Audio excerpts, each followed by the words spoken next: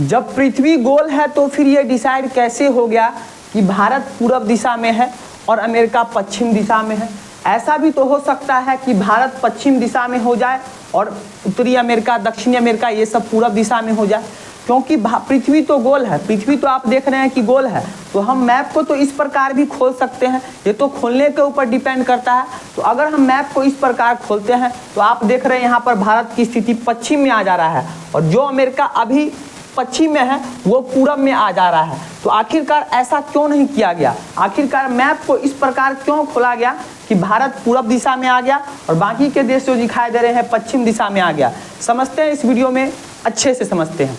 जैसा कि आप सभी को पता है कि जो पृथ्वी है वो अपने अक्ष पर पश्चिम से पूरब दिशा में घूमती है। तो पश्चिम से पूरब दिशा में घूमती है पृथ्वी, जिस कारण जो सूर्य की रोशनी है वो सबसे पहले पृथ्वी के पूर्वी हिस्से में पड़ता है। जो पूर्वी हिस्से वाले देश है वहाँ पर समय पहले हो जाता है। पश्चिम देश की तुलना पर पूरब देश का जो समय है वो आगे है। आगे इसलिए है क्योंकि समय का जो हम आकलन करते हैं सूरज की रोशनी के अनुसार। तो जो पूरब का जो देश है वहाँ पर सूरज की रोशनी सबसे पहले पड़ रही है, इसलिए पश्चिम के देश से पूरब के देश आगे हैं। लेकिन 1884 से पहले तक, जब तक अक्षांश और देशांतर नहीं बना था, तो पूरी दुनिया को ये पता ही नहीं था कि पूरब के देश पश्चिम के देश से कितना आगे हैं, कितना उनका समय, पूरब के देश का जो समय है वो पश्चिम के देश से कितना आगे चल रहा है। एक देश का समय किसी दूसरे देश से कितना आगे चल रहा है या फिर कितना पीछे चल रहा है, किसी को पता नहीं था। इसके लिए 1884 ईस्वी में अमेरिका के एक शहर वाशिंगटन डीसी में बैठक किया गया। उस समय जो अमेरिका के प्रेसिडेंट थे उनका नाम था चेस्टर एलन आर्थर। इनके नेतृत्व में अमेरिका के वाशिंगटन डीसी में 1 अक्टूबर 1884 ईस्वी को बैठक किया गया। इस बैठक में पूरी दुनिया के अलग अलग 26 कंट्री ने भाग लिया। इस बैठक में भारत ने भी भाग लिया, लेकिन उस समय 1884 की बात है, तो 1884 में भारत अंग्रेजों का गुलाम था, इसलिए उस समय भारत को जो रिप्रेजेंट किया वो अंग्रेजों ने किया। तो भारत ने भी इस बैठक में भाग लिया था। जब ये बैठक हुआ वाशिंगटन डीसी में, तो उस समय ये डिसाइड किया गया कि पृथ्वी के बीचों बीच में से एक काल्पनिक रेखा खींचा जाएगा। काल्पनिक रेखा इसलिए खींचा जाएगा ताकि समय का पता लग सके कि एक देश का समय किसी दूसरे देश से कितना आगे या फिर पीछा है। तो उसी के लिए 1884 ईस्वी में पृथ्वी के बीचों बीच में से एक काल्पनिक रेखा खींचा गया, जिसको बोला गया 0 डिग्री देशांतर रेखा। 0 डिग्री देशांतर रेखा। देशांतर इसलिए बोला गया क्योंकि ये दिशा बताता है। तो बीच में, पृथ्वी के बीचों बीच में से खींच दिया गया। जब ये खींचा गया तो यहीं से बन गया, बोला गया कि इधर के जो इस देशांतर रेखा 0 डिग्री देशांतर रेखा के जो पूरब में है वो हो गया पूर्वी देश, जो पश्चिम में है वो हो गया पश्चिमी देश। तो यहीं से पूर्वी देश और पश्चिमी देश का कॉन्सेप्ट आया, यानी पूरी दुनिया 2 भागों में बट गया। एक बट गया पश्चिमी देश और एक बट गया पूर्वी देश। तो हम लोग आ गए पूर्वी देश में। तो 0 डिग्री देशांतर रेखा जो है ये आपको इंग्लैंड में एक शहर है यहाँ पर ग्रीनविच, उसी ग्रीनविच को होकर ये बीचों बीच में से गुजरता है। तो इसको बोलते हैं ग्रीनविच रेखा भी बोलते हैं, इसको ग्रीनविच भी बोलते हैं। तो 0 डिग्री तो पृथ्वी के बीचों बीच में से खींचा गया।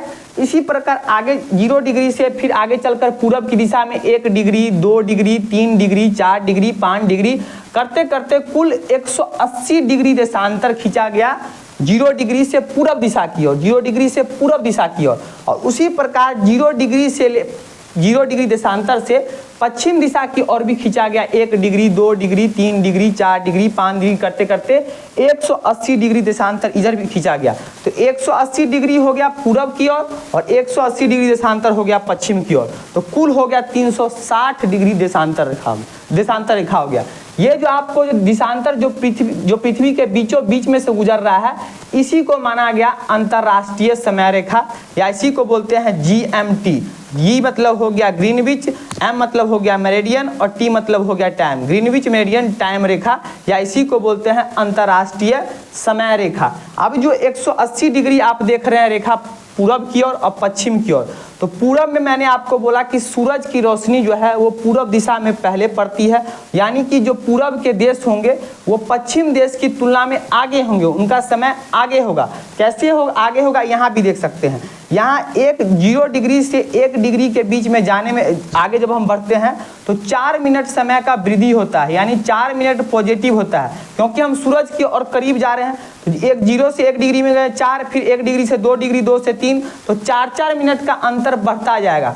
तो इसी प्रकार अपने भारत के बीचों बीच में से भी कोई ना कोई गुजरेगा, क्योंकि अपना भारत भी तो ग्लोब पर ही है। तो भारत के बीचों बीच में से भी भारत का भी एक मानक समय रेखा माना था, क्योंकि सूरज अपने भारत का जो पूर्वी हिस्सा है वो अरुणाचल प्रदेश है। भारत का जो सबसे पूर्वी हिस्सा है वो अरुणाचल प्रदेश है, और भारत का जो सबसे पश्चिमी हिस्सा है वो यहाँ आप देख रहे हैं कि गुजरात है।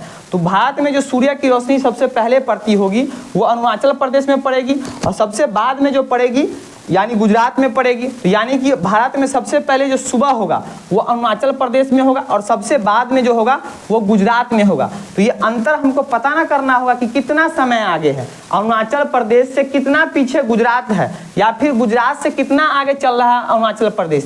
तो भारत के बीचों बीच में से भी एक रेखा गुजरता है, देशांतर रेखा, 82.5 डिग्री देशांतर, 82.5 डिग्री पूर्वी देशांतर रेखा, 82.5 डिग्री पूर्वी देशांतर रेखा जो है ये भारत को 2 भागों में बांटता है, पूरब और पश्चिम में। तो इसको माना गया भारत का मानक समय रेखा, भारत का मानक समय रेखा। तो हमको अब देखना है कि इंग्लैंड से, हमने बताया कि जो अंतर्राष्ट्रीय समय रेखा है उसको माना गया है 0 डिग्री देशांतर रेखा को। तो अब हमको देखना है कि इंग्लैंड से भारत का जो समय है वो कितना आगे है, क्योंकि हम तो आगे रहेंगे, पीछे तो रहेंगे नहीं, क्योंकि हम पूरब, इंग्लैंड के तुलना में हम ज़्यादा पूरब में है। तो ये हमको देखना है कि कितना आगे है। तो सिंपल से हम इसको कैलकुलेशन कर सकते हैं कि 82.5 गुने 4, 82.5 गुने 4, क्योंकि मैंने आपको बोला कि 1 डिग्री में का जो 1 डिग्री में आगे बढ़ते हैं तो 4 मिनट का अंतर होता है, 4 मिनट आगे जाते हैं, और पश्चिम में जाएंगे तो 4 मिनट माइनस होगा। माइनस इसलिए होगा क्योंकि ये सूरज से दूर जा रहा है,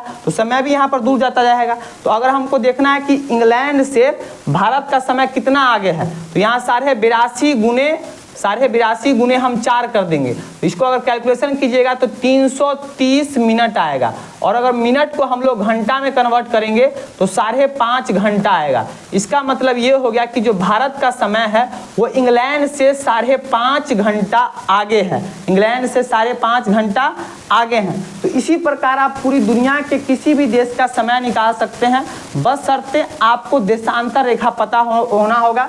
आपको तो पता है कि जिसमें तुलना करना है वो दोनों देश का जो है मानक देशांतर रेखा पता करना होगा, उसको कैलकुलेशन कर लीजिएगा, आराम से निकल जाएगा। तो यहाँ आप समझ गए कि भारत पूर्व दिशा में कैसे आ गया और पश्चिम दिशा में कैसे आ गया। बाकी ये देशांतर है, अक्षांश है, तो अलग ही टॉपिक है। ये तो मैंने आपको बताया देशांतर के बारे में, और उसी समय ये तो आपको दिशा के बारे में बताता है। 180 डिग्री देशांतर रेखा है, उसको मानक अंतर्राष्ट्रीय तिथि रेखा माना गया। 180 डिग्री देशांतर रेखा है, उसको माना गया अंतर्राष्ट्रीय तिथि रेखा। उसी प्रकार पृथ्वी के बीचों बीच में से आपको अक्षांश रेखा भी खींचा गया, अक्षांश रेखा, पृथ्वी के बीचों बीच में से अक्षांश रेखा खींचा गया जलवायु का पता लगाने के लिए। जलवायु का पता लगाने के लिए क्योंकि मान के चलिए इस इधर के जो भी देश था उत्तर दिशा में, वहाँ का जलवायु हो सकता है सेम है, वर्षा एक प्रकार का होगा, वनस्पति एक प्रकार का होगा। इधर आपको वर्षा एक प्रकार से होता है, वनस्पति एक प्रकार से होता है। तो उसी को जलवायु का पता लगाने के लिए बीच में से, पृथ्वी के बीचों बीच में से एक काल्पनिक रेखा खींचा गया, जिसको बोलते हैं 0 डिग्री अक्षांश रेखा, या इसी को बोलते हैं भूमध्य रेखा, क्योंकि भूमि को मध्य में है तो इसी को बोलते हैं मध्य रेखा, या इसी को बोलते हैं लैटिट्यूड।